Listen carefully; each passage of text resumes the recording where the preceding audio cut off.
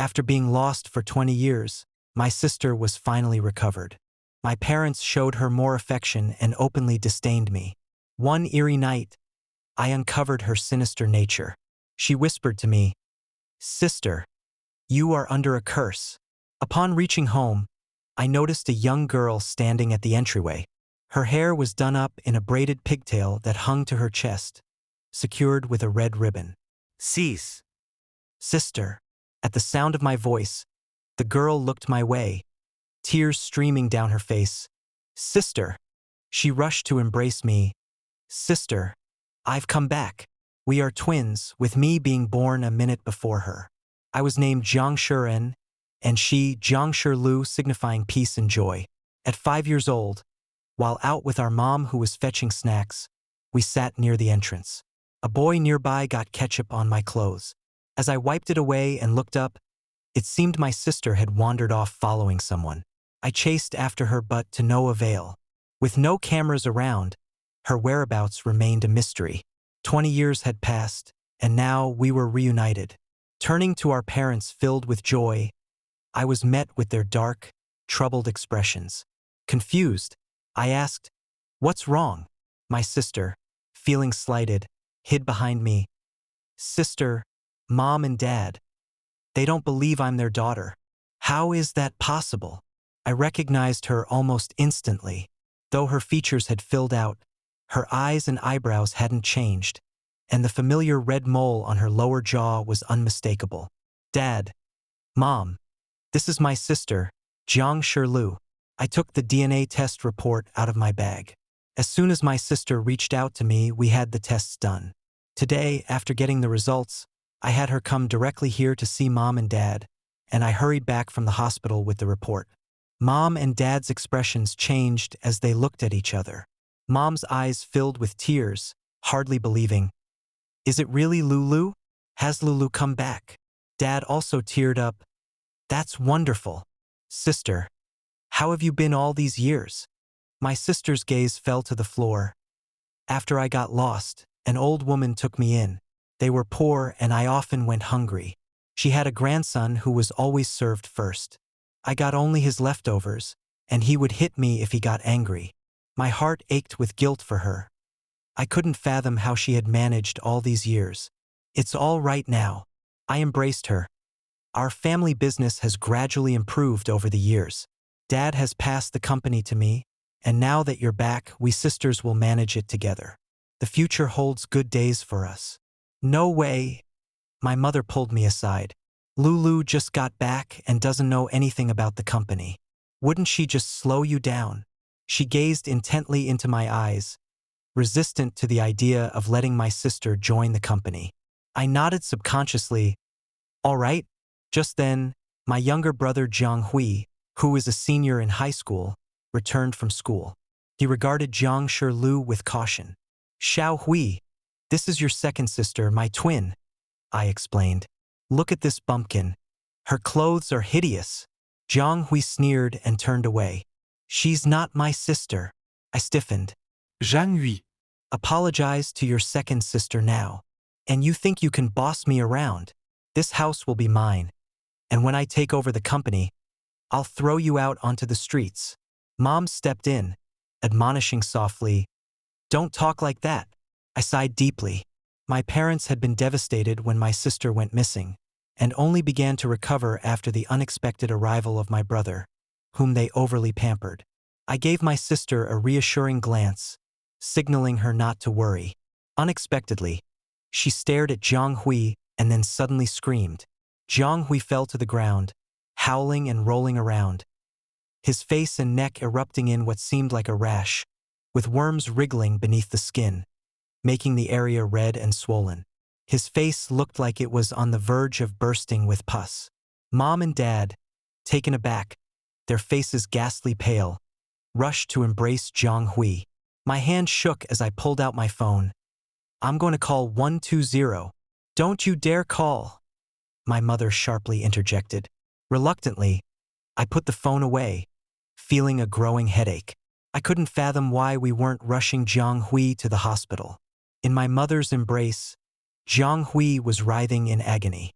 "Jiang Shirlu, wary he might injure himself further, offered her arm to his mouth, and he bit down hard. Jiang Shi perspired from the pain but kept quiet, biting down on her lip. Remarkably, the symptoms on Jiang Hui's face began to subside, and in less than a minute, he appeared completely normal. I was astounded. This defied any medical explanation I knew. My parents supported Jiang Hui back to his room, and I saw that Jiang Shi's arm was bleeding from the bite. After disinfecting her wound, my father came down with tears in his eyes. Lulu, you really saved the day. Now that you're back, why don't you help your sister run the company? I was surprised by the quick shift in my parents' attitude, evidently brought closer by the incident. I felt heartened. Lately, I'd been taking Jiang Shi out for shopping and fun whenever I had time. Today, as we were looking through a clothing store, we unexpectedly ran into my ex-boyfriend, Qi Cheng. My smile instantly vanished. What bad timing. His eyes sparkled briefly but then settled into a confused frown as he watched my sister intently. After she stepped into the fitting room, Qi Cheng, with a serious look, pulled me aside. Who is she? Is it any concern of yours? There's something off about her. I retorted. The only issue here is you. She doesn't look normal, Qi Cheng stated with seriousness. Like she's involved in some dark art that could be dangerous. You're out of your mind. Qi Cheng, a grown man, caught up in outdated superstitions. That red ribbon in her hair, it's central to her occult practices. If you don't believe me, remove it and see the changes. She's a real problem, capable of affecting the lifespans of you and your loved ones. Indeed, Jiang Shi had always worn that red ribbon and had never taken it off. I hadn't really considered it significant, but the mention of Qi Cheng always stirred my frustration. Our breakup was precisely because of his constant divinations. Each morning, he would burn incense, bow deeply eastward, then calculate the day's fortunes by observing the sky and sun. He'd whisper incantations at the doorway when he arrived home, surveying the area and strategically positioning his shoes to ward off malignant forces.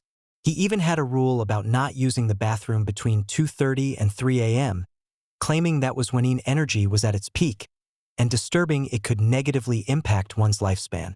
Once, at 2:30 a.m., I really had to use the bathroom, so I tiptoed there. Upon my return, I found Qi Cheng waiting, the light on, his face filled with dismay. I've calculated it, and it's a sign of misfortune. I shot him an exasperated look just as a loud crash erupted from the bathroom. Shit! Qi Cheng turned ghostly pale, hurled himself in front of me, and put up a defensive gesture. It's exploded!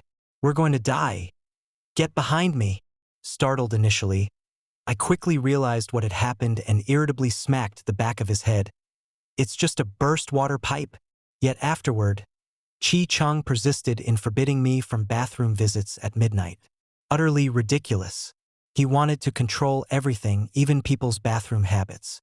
Having recently been busy with Jiang Shi, work had piled up, and I hadn't been home for days. Perhaps it was the overload, but lately, I'd felt unusually cold and occasionally suffered headaches, as if insects were crawling through my veins. When I entered the house, it seemed significantly colder than outside. I pulled my coat tighter and shut the balcony window. My parents were already asleep, unusually early, leaving the villa feeling hollow and eerie. Waking up at 2:30 a.m. needing to urinate, Qi Cheng's obsession crossed my mind, and I lay cursing under my breath for 10 minutes. Eventually, I couldn't bear it anymore and raced from bed to the bathroom and back in the dark, covering myself completely with my duvet. But then, I faintly heard subtle sounds outside my door, resembling a woman's moaning or the humming of insects. I silently cursed Qi Cheng countless times. Driven by an unnerving curiosity, I slipped quietly out of bed to explore. I traced the noises to Jiang Shi's room, where the door was ajar. The scene inside made me gasp and cover my mouth. Jiang Shi sat on the floor, the red ribbon laid out in front of her. Her fingers were gruesomely bloody, dripping blood onto the ribbon, saturating it in a vibrant, wet red. Oddly, numerous small black and red insects sprouted from her fingertips, swarming towards the ribbon. One slightly larger insect abruptly diverted towards the door, but Jiang Shilu noticed and scattered some powder, making it disappear into thin air. The next moment, her eyes locked onto the doorway. I turned swiftly and stumbled back to my bedroom like a criminal, barely catching my breath. My God, what was that?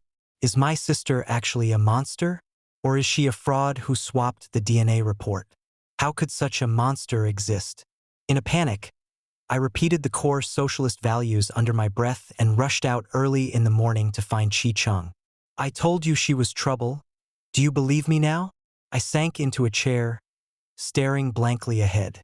I struggled to comprehend what I had seen the previous night, and I couldn't accept that the sister we had long awaited was far from ordinary. Don't worry, Chi Chung declared, pounding his chest. I'll help you eliminate her. I'll take you to my master, the formidable Li Dafa. Li Dafa dwells in a bustling side street just beyond the fourth ring, where a meandering path leads straight to his residence, distinguished by a cinnabar with door flanked by a figure of Zhong Kuei on the left and an enigmatic old man on the right. Inside, a Mediterranean-bald elderly man clad only in yellow briefs was nodding off in a recliner, fixated on a zombie sitcom on the television. Indeed, this bald gentleman was the very one from the door, employing his own image as a protective charm. This master has a unique flair. Li Dafa scrutinized me for a long moment. Miss, have you been experiencing unusual coldness? His words struck a chord. This master certainly had insights. You seem to be under a curse, with merely a month to live. What? I blanched. Could Jiang Shile have already struck? Chi Chung relayed Jiang Shile's deeds to Li Dafa. It appears to be a maggot curse, a type of sorcery. The sorcerer raises a mother maggot that spawns offspring implanted into humans, making the host submissively follow the sorcerer. Master, can you overpower this sorcerer and compel him to remove Xian's curse? Sorcerers are dauntless. Overcoming him doesn't address the issue. Should a sorcerer choose to take his own life in defiance, the cursed individual will also perish, unless the sorcerer himself decides to revoke the curse. Another method exists. Find the mother maggot and dissolve it with the combined blood of the sorcerer and the cursed. Chi Chung and I exchanged a meaningful look. The mother maggot plan might just work. And remember, don't touch the sorcerer or anything they own during this time. Each contact will shorten your life by a day, he cautioned. He sighed deeply. If we can't find the mother maggot, you'll have to rely on me. I can try to control the sorcerer, but that would only buy you a few more months. It's really a last-ditch effort. I took a sip of my drink as Chi Chung, holding up 3 fingers, promised solemnly, Jiang Shiren, I will definitely save you. I rolled my eyes, unimpressed. Big sister, what a coincidence. My heart skipped a beat. Jiang Shilu was sitting across from me, all smiles. Where did you go today, big sister? You weren't around this morning. I looked uneasily at Chi Chung and stammered, I. With an air of composure, Chi Chung chimed in. Your sister and I were on a date. Jiang Shilu appraised Chi Chung thoughtfully. Big sister has a boyfriend now? Did you visit me last night, big sister? No. I didn't. I lied. My nerves on edge, my smile strained. Perhaps I was mistaken then. I thought you had something to ask me. I forced a hollow laugh. Big sister, I bought you a bracelet. Jiang Shilu reached into her bag and pulled out a bracelet, moving to slip it onto my wrist. Remembering Li Dafa's warning, I swiftly sidestepped her and grabbed my bowl of rice noodles, heading towards the kitchen. Boss, could I add some chili to this? Woo-woo. Keep that demon away. There's chili oil on the table, Jiang Shilu pointed out. Then I'll add some salt. The salt is on the table, too. Then I'll add some vinegar. Jiang Shilu brandished the vinegar bottle at me. I was stumped. Reluctantly, I sat down and began dumping chili, salt, and vinegar into my noodles. Jiang Shilu lowered her gaze. Big sister, do you dislike me? Ahaha. No, not at all. That's good. In a flash, Jiang Shilu grabbed my hand and slipped the bracelet onto my wrist. She settled back, grinning. Looks nice, doesn't it? Me. Chi Chung. My face paled, and Chi Chung and I exchanged a look of utter horror and disbelief. Suddenly, Chi Chung stood up, his voice theatrical. Wow! Look at that huge bug in your bowl. Let's go get another one from the boss. Then we scrambled away, ducking into a small storage room behind the kitchen. Damn it, quick! Quick! Get it off! We both fumbled desperately, particularly Chi Chung. He tugged and pulled, but the bracelet, as though bewitched, refused to come off. I couldn't touch the bracelet, only feeling more frantic. Woo-woo! How treacherous! She had trapped me. Tears streamed down my face as I felt hopelessly defeated. It's over. After the recent incident with Jiang Shirlu, touching her and now wearing her bracelet, I had lost a few more precious days of my already dwindling lifespan. I sighed deeply, gazing skyward. Do you know any magical spells? Or maybe just a talisman to freeze her in place would suffice? Ah! Chi Chung appeared dejected. I'm skilled in divination and assessing situations. My master never taught me any spell work. After some thought, I decided to temporarily ignore the bracelet issue and concentrate on locating Jiang Shile's mother maggot. That night, returning home, I found my parents and Jiang engrossed in a TV show in the living room. My parents warmly encouraged Jiang Shile to settle on the sofa. It seemed to me that they were growing even fonder of Jiang Shile. They remained blissfully unaware of the true nature of this daughter they were so kindly hosting. Would they believe the truth if I shared it with them? I observed Jiang subtly shifting to the most remote seat, sneaking several cautious looks at Jiang Shile. Seizing the chance, I called him upstairs under the guise of homework help. I glanced back several times to ensure we weren't followed, then shut and locked the door. Jiang lacked his usual defiance, slumping on the bed. What is it? How do you feel about your second sister? He flinched. She's quite nice. My suspicion grew. Are you afraid of her? No, not afraid. Actually, yes, I am. Me. The boy was stuttering and still claimed he wasn't afraid. Worried that Jiang Shile might have already taken action against him, I knelt before him, my voice stern. Tell me the truth. She burned my hair. What? Jiang turned his head, pulling off his cap, and I was taken aback by a bald spot on the back of his head, bizarrely shaped like a poop emoji. Me. I looked again, incredulously. It was unexpectedly comical. I struggled to suppress my smile. You can't imagine how terrifying that woman is. Jiang cried pitifully. She threatened me not to tell our parents, or she'd send this embarrassing picture to my classmates. How could I face anyone after that? She even let bugs eat through one of my shirts. Jiang, anxious I might doubt him, hastily retrieved the shirt to show me, with fabric conspicuously missing from part of the sleeve. Suddenly, a swarm of bugs descended on me, whimpering. She's like some monster. Your sister is frightening. I kept silent, puzzled by Jiang Shile's endgame. It seemed she hadn't inflicted physical harm on Jiang. I instructed Jiang to keep an eye on Jiang Shile from downstairs and to message me immediately if she came up, while I ventured into her room in search of the mother maggot. Dressed in long sleeves, trousers, a hat, a mask, and rubber gloves, I scrutinized Jiang Shile's room. Despite a meticulous search, nothing seemed amiss. Li Dafa had noted that mother maggots favor moist environments. The room's only moist spot was a small water tank, home to a turtle. I had a daring notion. Crouching in front of the tank, I grasped the rim with one hand and plunged the other into the water to seize the turtle. Just as I hoisted the turtle out, before I could savor the moment, the door flew open. Jiang Shile cocked his head, his gaze fixed on me. Sister, what exactly are you up to? Startled, I managed an awkward smile. Ha! I was just seeing if the turtle was hungry. Is it hungry? It doesn't seem so. I gently placed the turtle back into the water and rose to leave. Since it's not, I think I'll head out. Sister. Jiang Shile blocked the doorway with his arms crossed, his smile cryptic. This turtle of mine is carnivorous. It won't touch fish or shrimp. It craves only very special meat. Sister, Could you help it find some? I froze, a cold dread creeping over me. Special meant. Rushing to my parents' room, I coyly probed their views on Jiang Shail.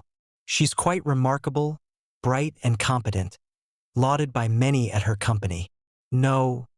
Do you sense anything unusual about her? My parents glanced at each other. Unusual in what way? Why are you dressed like this at night? My dad scowled, dismissively waving me off. Go get some sleep. Enough with the fantasies. I'm just suggesting she might be a bit unusual compared to normal people. My mother erupted, shouting at me. What's the matter with you? You seem to be getting dumber every day. Just go back to bed. Don't meddle in things that don't concern you. My head began pounding again, and I felt like I was about to faint to the floor, but instead of helping, my parents just watched me with scorn. Recently, Jiang Shirlu has become increasingly aggressive in her maneuvers at the company. She's landed several major deals, curried favor with colleagues, and her support within the company has grown significantly. Meanwhile, my health has worsened. I'm bundled up as though it's deep winter, despite it being early autumn, and my headaches are more frequent. I feel increasingly incapable of handling our business affairs, and my partners are pushing for Jiang Shirlu to take over. I've resisted. I can see her intentions clearly. She wants to seize control of the company. The board and my father have repeatedly criticized me for my inactivity, accusing me of not looking out for the company's best interests and being jealous of my sister. They suggest I step aside for her. If she were truly my sister, I would willingly do so. But given her mysterious identity and her involvement with dark arts, I remain wary. Bitterly smiling, I wondered how many days I had left, unsure if I would make it to see a better outcome. In the hospital, Qi Chang and I were sitting anxiously in Dr. Lin's office. We've been here for several days now. During my recent visit to Jiang Shirli's room, I covertly took a strand of hair from beneath her pillow for a DNA comparison with mine. I sought out a highly private hospital, trusting in the integrity of Dr. Lin Ji, whom I hold in high regard. Throughout the process of sample collection and analysis, Qi Chang and I maintained a constant vigil at the hospital. Dr. Lin Ji also kept a watchful eye, ever cautious of any foul play. Leaning back, I pressed my temples and let the sunlight seeping through the window wash over me.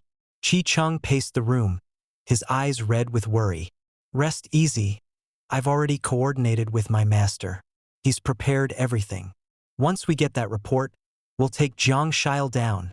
Even if we manage to confront her, if she refuses to reverse the curse, I don't have much time left. I've resigned myself to fate, tightening my coat around me, ready to savor what might be my final moments. Li Dafa had once told me about the rarity of mother screwworms, known for their low birth survival rates. Moreover, rearing such creatures is a monumental task. Typically, a sorcerer manages to nurture only one in their lifetime, intended for a single target. This brought me a measure of relief. It appeared that my parents were safe. Once I received the report, I could expel her. No sorcerer, no matter their prowess, can outrun the laws of morality and justice. Yet, this was, astoundingly, beyond belief. Silence was my only response. The report clutched in my hands revealed a blood relation with Jiang Shail. Qi Chang examined the words meticulously, rubbing at them repeatedly, ensuring nothing was hidden beneath. Then, with her eyes wide and an earnest expression, she pronounced, "You two have to be fraternal twins. Me."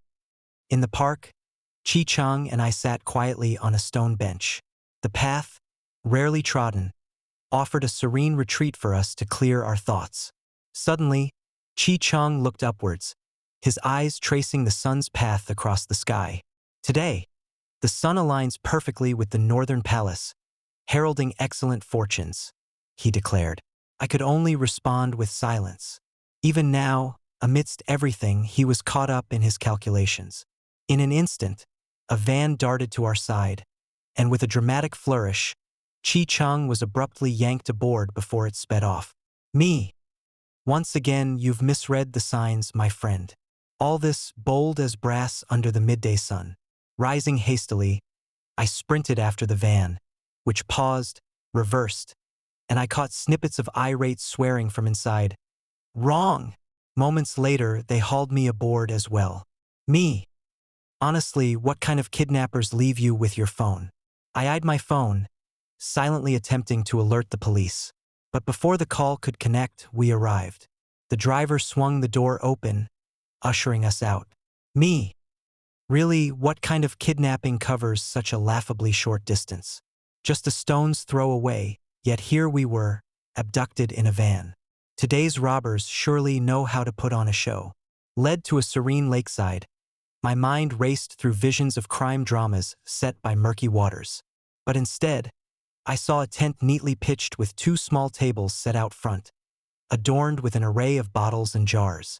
Chi-Chung, visibly puzzled, muttered, "So, we're here for a picnic?" Unexpectedly, Jiang Shilu emerged from the tent, altering my expression to one of complexity as I regarded my sister.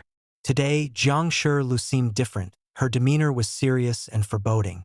"Sister, you've been subjected to a curse and your destiny has been altered," she began gravely. "You are not truly a Jiang. Your true surname is Chan, and you should be called Chen Shi. The couple you know as the Jiangs actually kidnapped you in your childhood. At 5 years old, they abducted us both. In the ensuing chaos, you helped me escape, but you ended up being taken by them.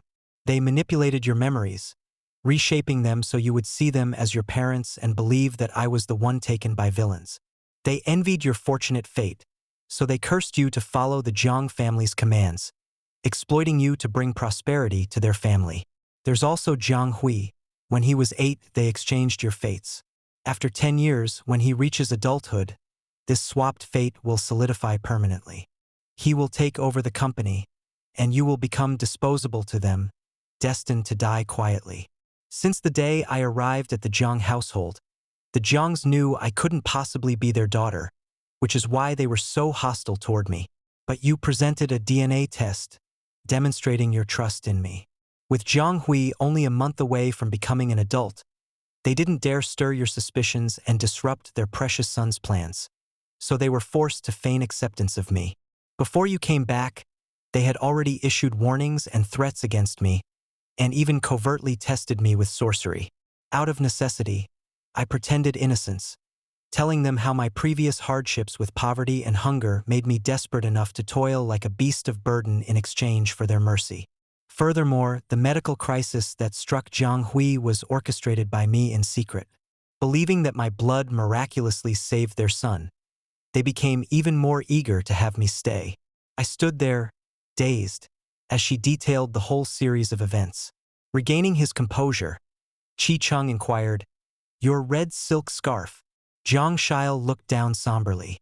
"I tampered with it intentionally, intending to convince that couple of my peculiar constitution, and even the apparition my sister saw that night was a fabrication.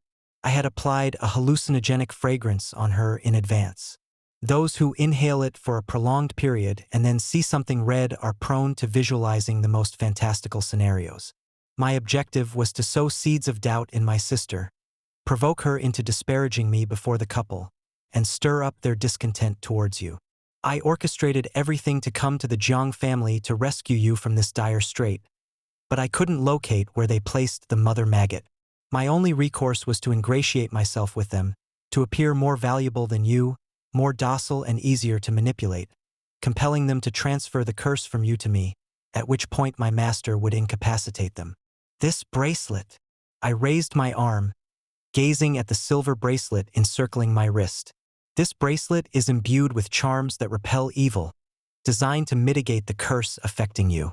As Jiang Hui's 18th birthday draws closer, their clandestine control over you will deepen, intended to ensure your demise on that very day. It all seemed so surreal. Plot this twisted. It was like a script from a TV drama playing out in my life. Chi-Chung and I exchanged doubtful glances, unsure whether to trust her words. If you're doubtful, you could verify it with a DNA test from the Yi couple, she suggested. And think about it, sister. In all these years, have you ever defied that couple's wishes? Whenever your thoughts don't align with theirs, you get debilitating headaches and end up subconsciously obeying them. I hesitated, Jiang Shile was indeed my biological sister, but those people I'd lived with for 20 years, I reflected on recent incidents. The day Jiang Hui was ill, when I attempted to dial emergency services, my mom intervened, and despite my confusion, I instinctively dropped the call. Another evening, when I expressed concerns about Jiang Shile's behavior, my mom abruptly scolded me and sent me away. My head pounding with pain, I massaged my temples, a chilling realization dawning on me. The family I'd lived with for 2 decades, it was all a facade. What about our real parents? Are they still waiting for us? A tear welled up in Jiang Shile's eyes as she quickly wiped it away. 5 years ago, they passed away in sorrow. From a distance, a man walked over with Jiang Hui. Today is an exceptionally auspicious day, with excellent yang energy in the northern palace position by the lake, where the energy is rich. I've persuaded my master to come out of hermitage to help change the fates of my sister and Jiang Hui. Jiang Shile's master, the elderly person who had adopted her, was meditating in the tent, her eyes closed, deeply focused. Jiang Hui, looking completely bewildered, was brought in. Qi Cheng recognized the man beside him and exclaimed, "Shi Che!" Seeing Qi Cheng, Shi Che greeted him joyfully, "Master Qi." Shi Che, a Taoist priest and Qi Cheng's direct junior by 2 cohorts, had been told by Jiang Shile that after graduating 2 years ago, he went to live monastically in the mountains, now returning specifically to assist his grandmother. Jiang Hui shivered in a corner, obviously scared of Jiang Shile. Changing fates seemed rather straightforward. Jiang Hui and I lay inside the tent. Shi Che, or as he is known by his monastic name, Jingwu. Jingwu handed a bundle of hair and an oddly shaped piece of cloth to Jiang Shile's master, which I recognized as Jiang Hui's hair and clothing. Then I fell asleep. Waking up, I found Qi Cheng kneeling by my side, looking around anxiously. "Shiren, are you all right? How do you feel?" I shook my head. Though I still felt cold, my body inexplicably felt refreshed and invigorated. Is this what being lucky feels like? The tent was deserted except for Jiang Hui, who lay alone in a corner. Qi Cheng helped me stand and draped a coat over my shoulders. Everyone's gone. Jiang Shile asked us to wait for Jiang Hui to wake up before we all head back. He said you might endure some hardships tonight, Qi Cheng informed me. I stayed silent, understanding Jiang Shile's intentions all too well. They prized their darling son above all. Jiang Hui was intimidated by Jiang Shile but not by me. As darkness enveloped us, Jiang Hui showed signs of awakening. The tent was utterly dark. Qi Cheng and I turned on our phone flashlights, partially covering the beams, and held them under our chins. When Jiang Hui opened his eyes, he was met with our faces transformed into ghastly, pale visages with our eyes fixed directly on him, eliciting a terrified scream from him. "What are you two up to?" Qi Cheng let out a sinister laugh. "You slept so long you've kept me from going home." Unfamiliar with Qi Cheng, Jiang Hui didn't dare retaliate against him, directing his frustration at me instead. "I haven't even asked you, Jiang Xian, why did you mysteriously bring me here?" Poor kid, still oblivious to his parents' misdeeds. "The weather's great today, perfect for selling you off," I remarked casually. Zhang Hui. Jiang Hui, are you joking? I stepped aside, and Qi Cheng lifted Jiang Hui, beginning to walk out. "Let's go, kid. Your sister has sold you to me." Just then, my phone rang, displaying "Mom" on the caller ID. I answered and turned on the speaker. "Where on earth have you taken your brother, you little brat?" At the sound of her voice, Jiang Hui burst into panicked cries. "Mom! Help! Jiang Xian is going to sell me. You dare! Get back here now." My head started throbbing again, feeling as if it were being chewed by insects. I could barely stand, and Qi Cheng quickly scooped me up as we entered the Yi family villa. As we crossed the threshold, Qi Cheng pulled me aside just in time to dodge a teacup flying past. "You ungrateful child! Have you no fear?" My father, Jiang Song, yelled. His wife, Zhang Ramun, glared venomously at me, my headache intensifying to unbearable levels. I trembled uncontrollably, my face slick with sweat. Since sorcery is a woman's domain, it became clear that Zhang Rumun had placed the curse on me, exerting her control. Qi Cheng's grip tightened around me. I motioned for him to keep calm and whispered each word deliberately. Mom, Dad, since you've stopped believing in me and Zhang Hui despises me, always saying he'll drive me out once he's older, I might as well make everyone miserable by selling him to traffickers. You wretched girl. I'm not done with you yet. Zhang Rumun muttered an incantation under her breath, and pain screamed through me, forcing me to curl up in Qi Cheng's arms, gasping for breath. Zhang Xiao cried out, Mom, don't be upset. If Zhang Xian isn't compliant, we'll just send her away. My brother looks quite unwell. They immediately sensed the urgency and rushed to Zhang Hui's side. Zhang Xiao had covertly dusted Zhang Hui with a medicinal powder, causing him to break out in severe red rashes, reminiscent of earlier episodes. This time, I observed from afar, clearly seeing everything unfold. The couple frantically searched for a syringe, while Zhang Xiao quickly brought a small device to Zhang Hui's nose. Once the syringe was ready, Zhang Xiao pricked his finger, dropped a bead of blood on Zhang Hui's face, and, miraculously, Zhang Hui recovered. Qi Cheng and I shared a silent glance, both recognizing the word impressive in each other's gaze. Although a bracelet was mitigating the curse, I could still sense my health gradually fading.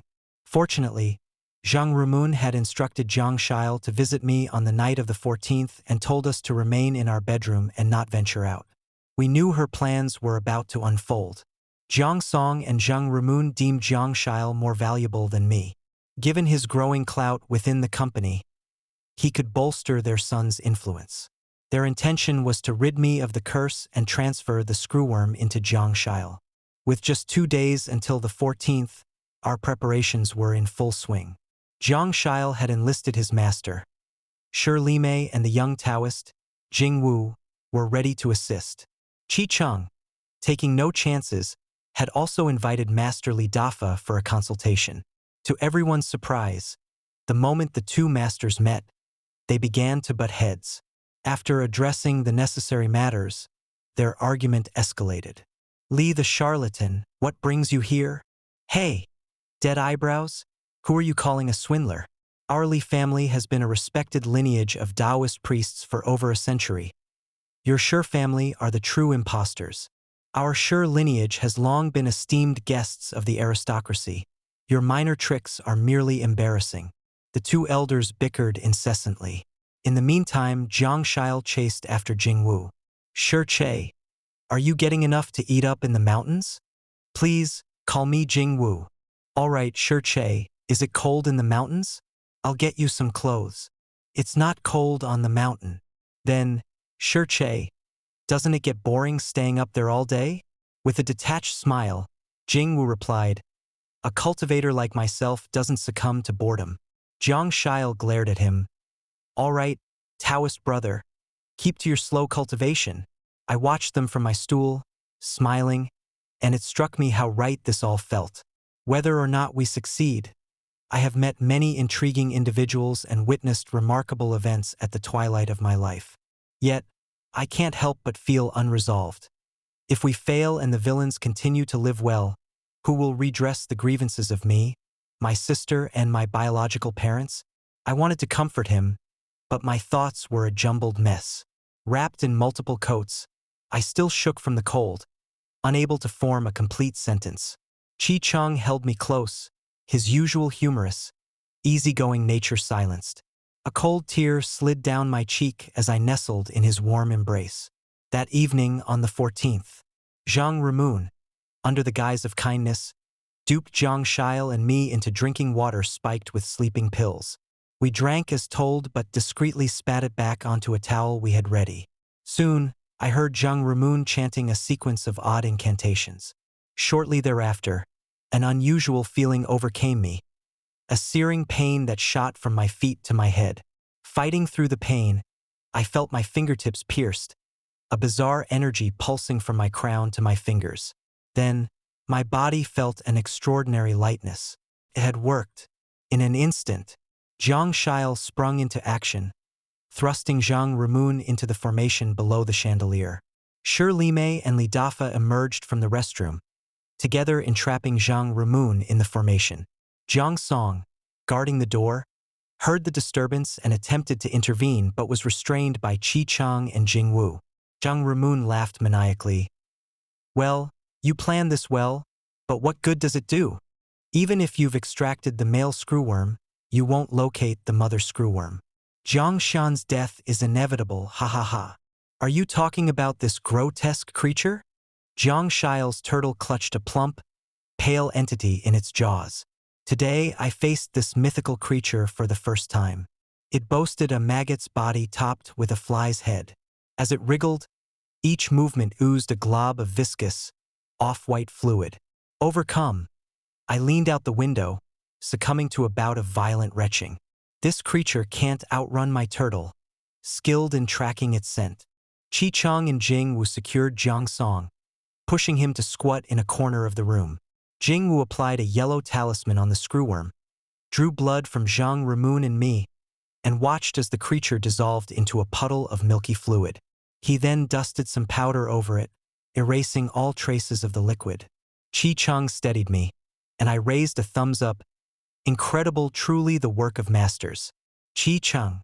With the sorcerer issue resolved, we underwent DNA tests, confirming no familial ties. Utilizing my connections, I uncovered the truth about that year, bringing them to face justice. We reverted to our original surnames, Chun Shuren and Chun Shile. At our biological parents' graves, touching the tender photos on their tombstones, I cried openly. Now, I manage the company alone but dedicate most of our profits to a foundation that annually aids parents in searching for their lost children. Later, hand in hand, Qi Chang and I strolled down the bustling street and stumbled upon Jiang Hui. Burdened with the knowledge of his parents' misdeeds, he seemed reluctant to meet my eyes. I called to him, suggesting he could make amends by volunteering to help parents who had lost their children. He nodded, his agreement swift and sure. Chun Shile, ever delightful, split his time between accompanying me and pursuing Jing Wu up the mountain. We were hopeful, poised on the brink of brighter days ahead.